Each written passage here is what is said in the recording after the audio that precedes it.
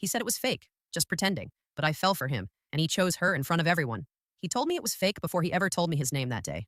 Just for a while, he said, leaning against the classroom desk like this was the easiest thing in the world. I need her to think I've moved on. I laughed, not because it was funny, because I didn't know what else to do. Why me? I asked. He shrugged. You're nice, and you don't like drama.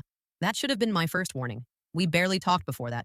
He sat 2 rows behind me in class, always joking, always surrounded by people. And there was her, the girl he couldn't stop looking at, the girl who barely looked back. I just need her to notice he said. I told myself it didn't mean anything, that it was harmless, that pretending couldn't hurt. So I said yes. Our fake relationship started the next day. He walked into class and sat next to me, too close. Our shoulders touched. My heart forgot it was supposed to stay calm. He smiled at me like he meant it. Hey, he said loudly so she would hear. People noticed immediately. Whispers spread faster than I expected. By lunch, everyone thought we were together. He held my hand in the hallway, wrapped an arm around my shoulders, laughed a little too close. You're doing great, he whispered once. I didn't know what that meant. At first, it was easy. I reminded myself it wasn't real. I was just playing a role. The supportive girl, the convenient girlfriend. But roles blur when you play them every day. We started talking more. About classes, about childhood stories, about things that had nothing to do with her. Sometimes I forgot why we started. One afternoon, while we sat on the steps outside the building, he looked at me and said, You know this is fake, right? I nodded too quickly. Of course. He smiled in relief. Good. That smile hurt more than I expected, because somewhere between pretending and proximity, my feelings stopped following the rules, and I didn't know how to tell him that I was no longer acting. Would you agree to fake date someone? At first, I kept reminding myself of the rules. No feelings, no expectations, no confusion. It was supposed to be simple. We would sit together, walk together, laugh a little louder when she was around. Then it would end. But pretending every day does something strange to your heart. He started texting me in the mornings, not about the plan, about random things, complaining about classes, sending pictures of his coffee, asking if I was already on campus. I told myself it was part of the act, that couples text like this. Still, I smiled every time my phone buzzed. He waited for me outside lectures, held my hand without checking who was watching, pulled me closer when someone teased us. Those small touches lingered longer than they should have. You're really easy to be with, he said once as we walked across campus. Easy. I didn't know whether to be happy or afraid. We started studying together, not because we had to, because we wanted to. We shared headphones, sat too close. Sometimes our knees touched and neither of us moved away. I caught myself watching his face when he laughed, memorizing the way his eyes softened when he talked about things he loved. This wasn't in the deal. One afternoon, we ran into her near the cafeteria. She glanced at us, at his arm around my shoulders. Her smile tightened just a little. He squeezed my hand. It worked. That should have made me feel successful. Instead, it made my chest feel heavy. Later that evening, he texted me. She noticed today. I stared at the screen. Oh, I replied. I think it's finally working. Working. I wanted to ask him what would happen when it worked completely, when she finally wanted him back, where that would leave me. But I didn't ask. I smiled through the screen and typed something supportive. That night, I lay awake replaying moments I told myself not to care about. The way he leaned his head toward mine when he talked, the way he automatically reached for my hand.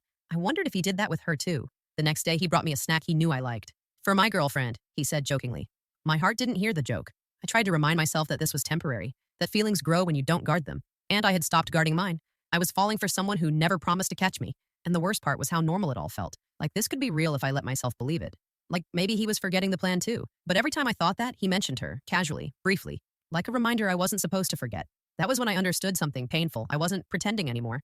He still was, and I was the only one breaking the rules. When does pretending cross into real feelings? Somewhere along the way, I stopped counting days, stopped reminding myself why this started, stopped pretending my heart hadn't already crossed a line my mouth never did.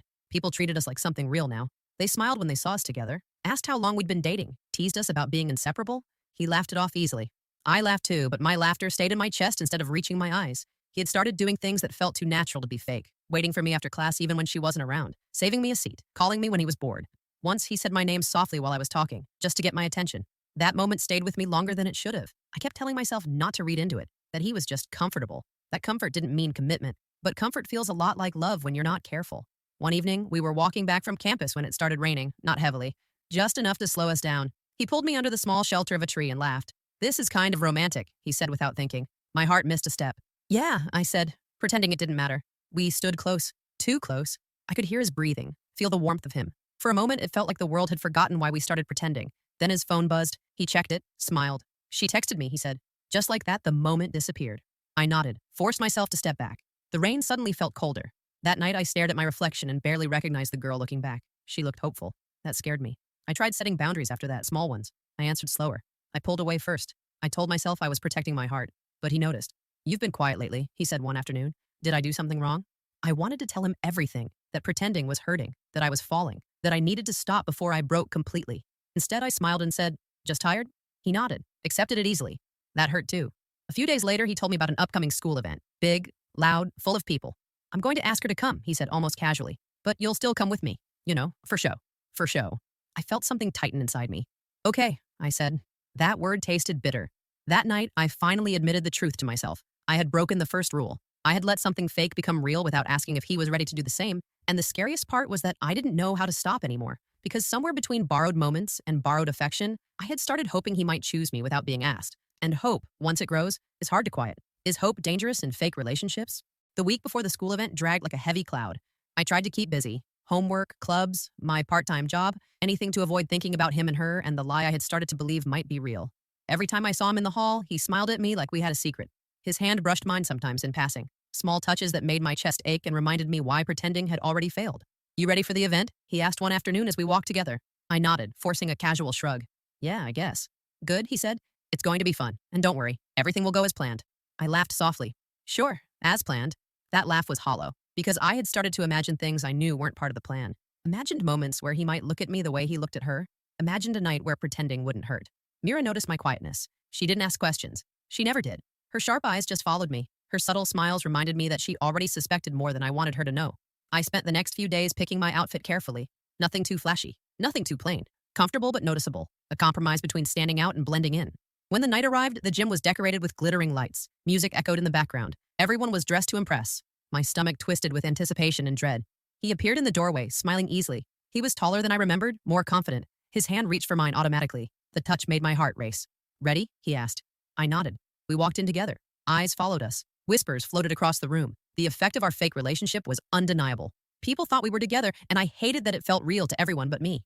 Then I saw her. She was laughing across the room. The girl he had been pretending to make jealous. She didn't notice me at first, but he did. Her name slipped from his lips when he pointed her out to me. There she is, he said casually. My chest tightened. This was the night of the show, the night of pretending, the night I had started hoping for something real. I smiled politely, nodded, tried to focus on the music, the lights, anything to distract myself from the fact that he was about to perform the ultimate act of pretending with her in mind. The first dances began. Couples formed, holding hands, swaying to slow songs. He looked at me once, a flicker of something soft in his eyes before turning toward her. The world seemed to shrink around me. The lights blurred. The music faded. I watched as he walked up to her, took her hand, and smiled the way he never had for me. Everything I had felt, everything I'd hoped for in these past weeks collided with the truth. He was choosing her. And for the first time, I realized that in a game of pretending, I had been the only one who fell.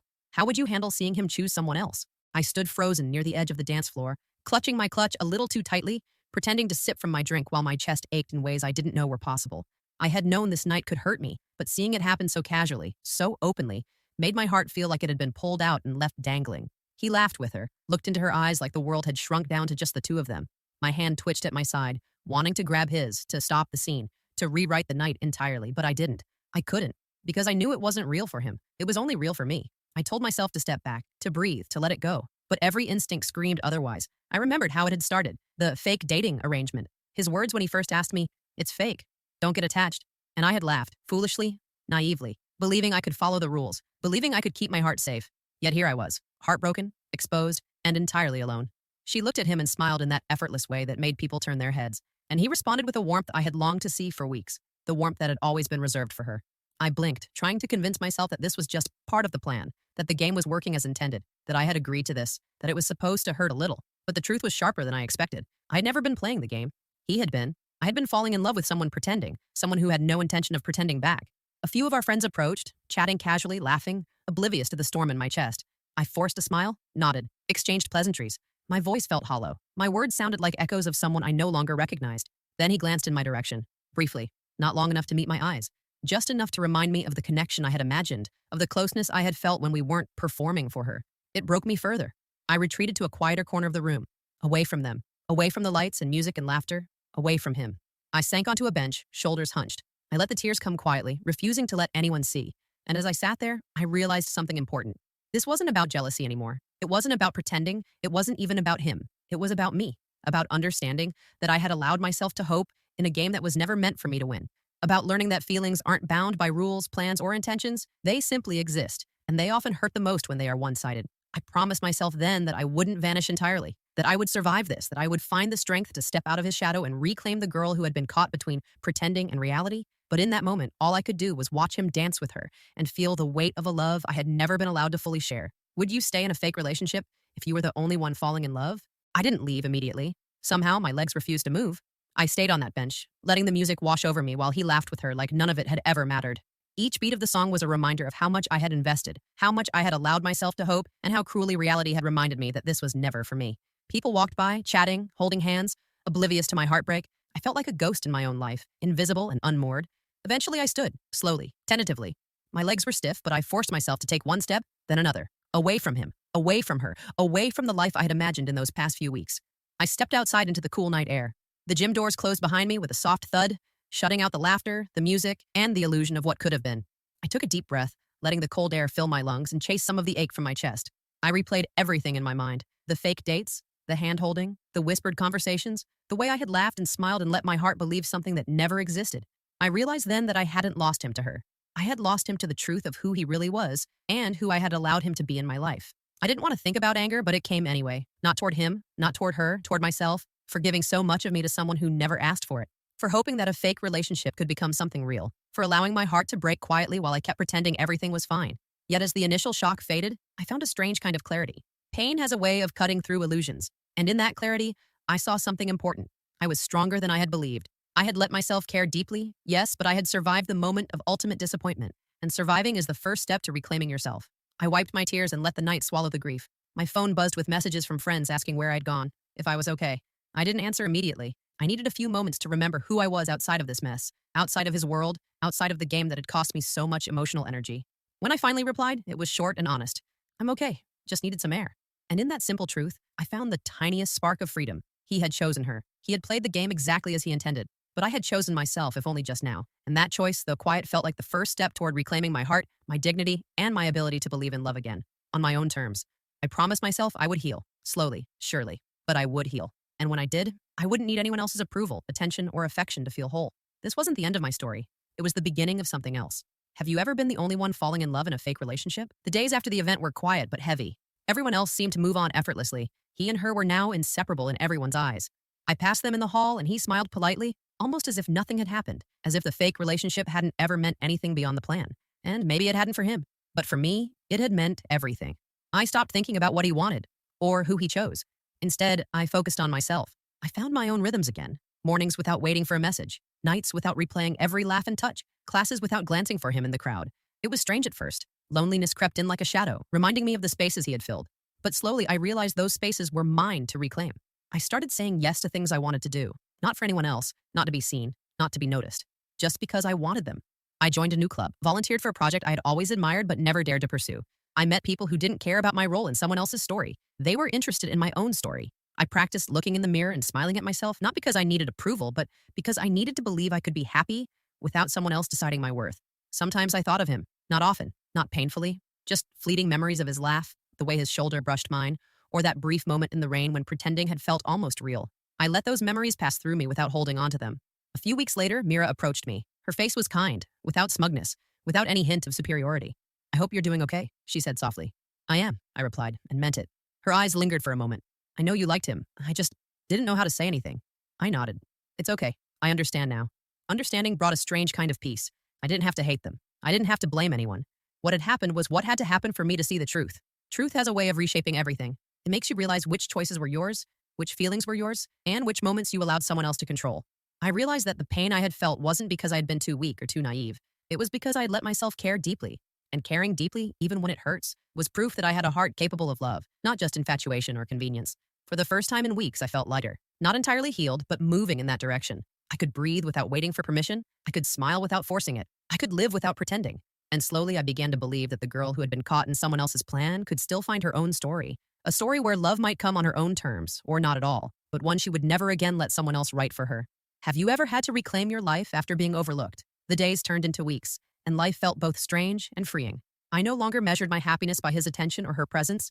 I started noticing small things I had ignored before. Somewhere along the way, I stopped counting days, stopped reminding myself why this started, stopped pretending my heart hadn't already crossed a line my mouth never did. People treated us like something real now. They smiled when they saw us together, asked how long we'd been dating, teased us about being inseparable. He laughed it off easily. I laughed too, but my laughter stayed in my chest instead of reaching my eyes. He had started doing things that felt too natural to be fake, waiting for me after class even when she wasn't around, saving me a seat, calling me when he was bored. Once, he said my name softly while I was talking, just to get my attention. That moment stayed with me longer than it should have. I kept telling myself not to read into it, that he was just comfortable. That comfort didn't mean commitment, but comfort feels a lot like love when you're not careful. One evening, we were walking back from campus when it started raining, not heavily, just enough to slow us down. He pulled me under the small shelter of a tree and laughed. "This is kind of romantic," he said without thinking. My heart missed a step.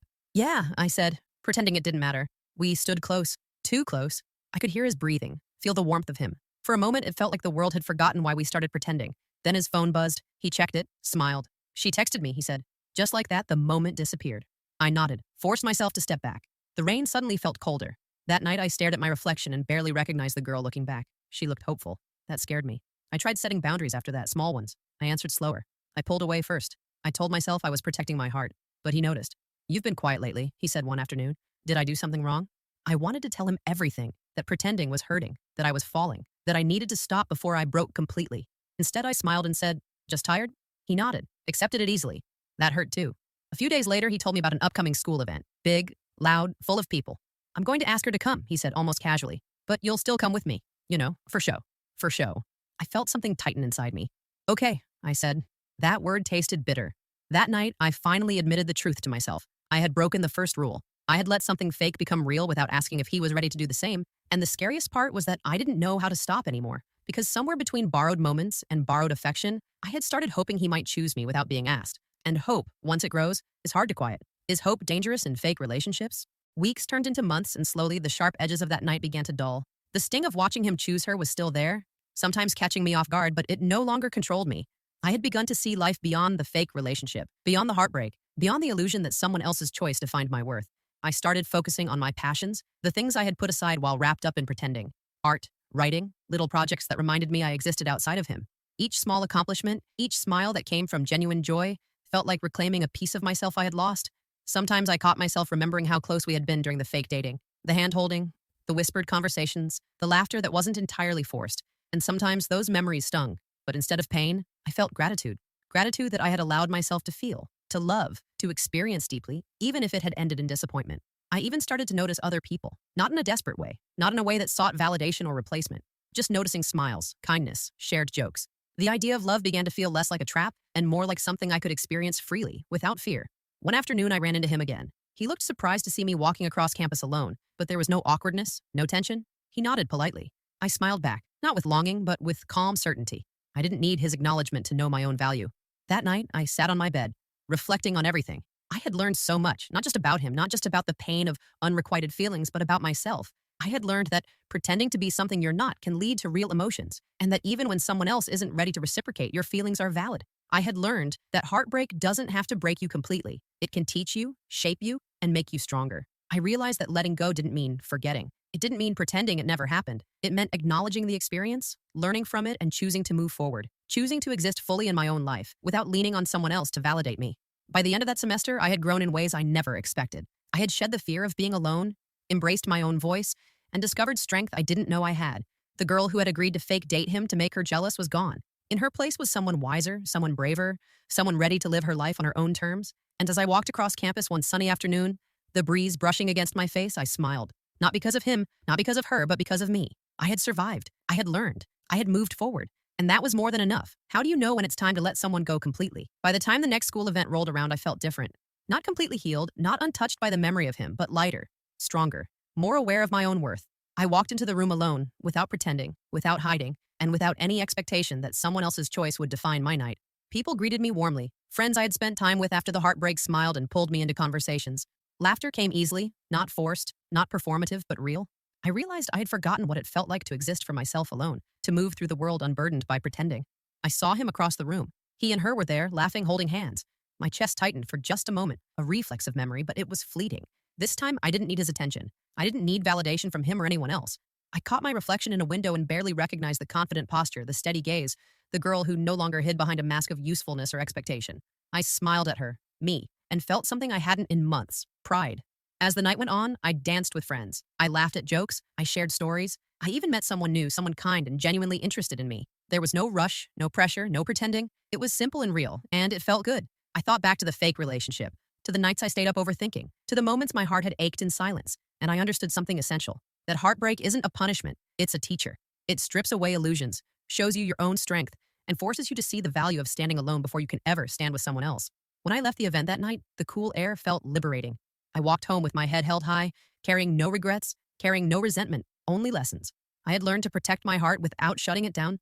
I had learned that love can be powerful, but self-love is stronger. The girl who had agreed to fake date him was gone. In her place was someone wiser, braver, and fully herself. Someone who knew that real love could wait, that happiness didn't need someone else to exist, and that heartbreak could be transformed into freedom. And as I looked up at the starry sky, I smiled softly, thinking, I survived, I grew, and I will love again, on my own terms, when it's meant to be. Because sometimes the greatest love story is the one you write for yourself. Have you ever discovered your own strength through heartbreak?